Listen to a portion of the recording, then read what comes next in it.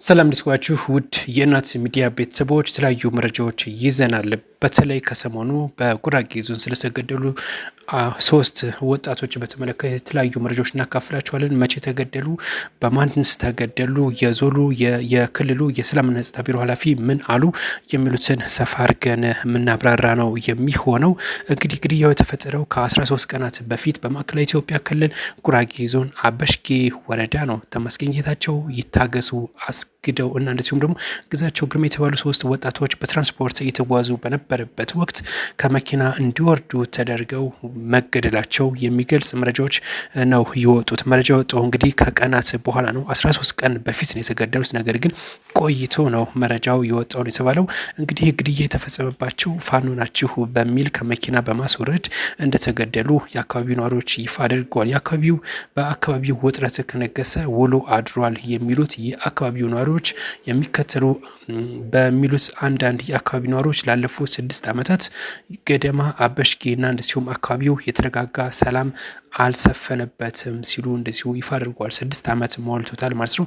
ይህ አካባቢ በኮማንድ ፖስት ስር የሚመራ ተደጋጋሚ አሰቃቂ ጥቃቶችን የሚያስተናግድ በአንድ በኩል በታጣቂዎች በሌላ በኩል የታጣቂዎችን እንቅስቃሴ ለመግታት በሚወሰድ እርምጃ በመንግስት የጸጥታ ኃይሎች ተጽዕኖ የሚደርስበት ወጣቶችን የሚያሳድዱበት አካባቢ ሆኗል ሲሉ እንደዚሁ የአካባቢ ነዋሪዎች ይፋ አድርገዋል ነው የተባለው።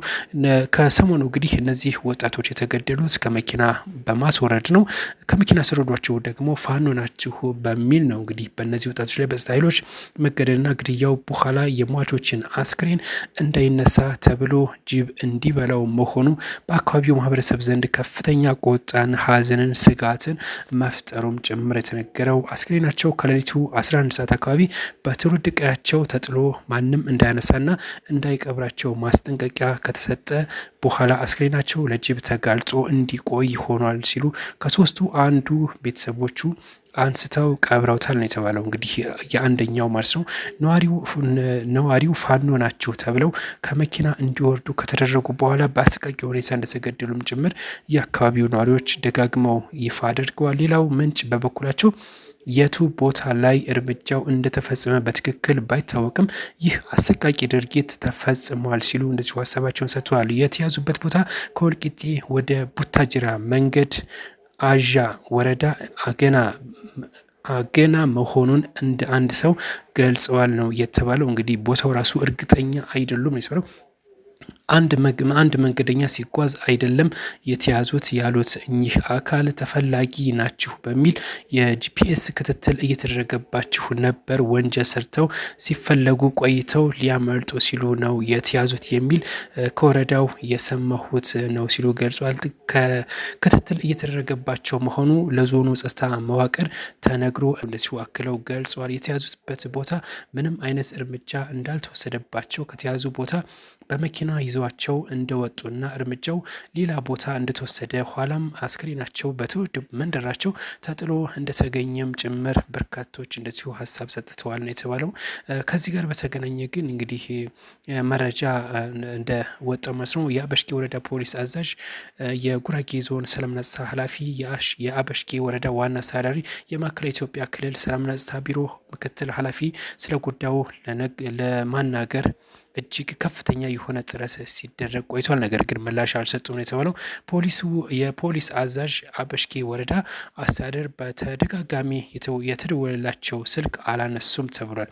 የጉራጌ ዞን ማዕከላዊ ኢትዮጵያ ክልል የሰላምና ጸጥታ አመራሮችም ዳግም ከተደጋጋሚ ቀጠሮ በኋላ በአካል በመምጣት አሊያም በኮማንድ ፖስት ውሰዱ በማለታቸው በዚህ መረጃ ላይ ሀሳብ ማስካተት አልተቻለም ተብሏል። የክልሉ ምላሽ በትናንትናው ዕለትም በማዕከላዊ ክልል ሰላም ጸጥታ ቢሮ ኃላፊ አቶ ተመስገን ካሳ ለክልሉ ሚዲያዎች በወቅታዊ ጉዳይ ላይ በሰጡት መግለጫ በመግለጫቸው በቀጥታ መኪና ላይ ተይዘው ተገድለዋል ስለተባሉ 3 ወጣቶች የሚያብራራው ነገር የለም። ቢሮ ኃላፊ አጠቃላይ የክልሉን የጸጥታ ሁኔታ የመንግስት አቋም አስረድተዋል የተባለው በመጀመሪያ በጉራጌ ዞን አበሽጌ ወረዳ በዋልጋ እና ዳርጌ አካባቢ ነዋሪ ህዝብ ለዘመናት በአብሮነት አንድነት የኖረ ህዝብ ብሔራዊ እሴቱን መገለጫ የሆነ ህዝብ መሆኑን እንደዚሁ አሰምተዋል የተባለው። እንግዲህ በመጨረሻም ግን ስለ ሶስቱ ወጣቶች ሲያብራሩ እርምጃው በብሔር ተለይቶ የሚወሰድ ነው ተብሎ የሚወራው አሉባልታ ክልሉን የማይመጥን እና የህዝቦችን እርስ በርስ አንድነትን የሚሸረሽር ሆን ተብሎ የተሰራጨ ሀሰተኛ መረጃ ነው ሲሉ ሀሳባቸውን ሰጥቷል። በዚህ መሰረትም የሰላም አማራጮች አንቀበልም ባሉና በታጠቁ ሽፍቶች ላይ ጥብቅ እርምጃ መወሰዱን እንደዚሁ ኃላፊው ይፋ አድርገዋል። ስለዚህ እርምጃ የተወሰደባቸው ሽፍቶች ስለሆኑ ነው የሚል ነው እንግዲህ መደምደሚያቸው ላይ ያብራሩት ማለት ነው። እንግዲህ በዛ አካባቢ ስለተገደሉት ሶስት ወጣቶች እንግዲህ ከሞላ ጎደል ከአካባቢው የተሰበሰቡ መረጃዎች ይህን ይመስሉ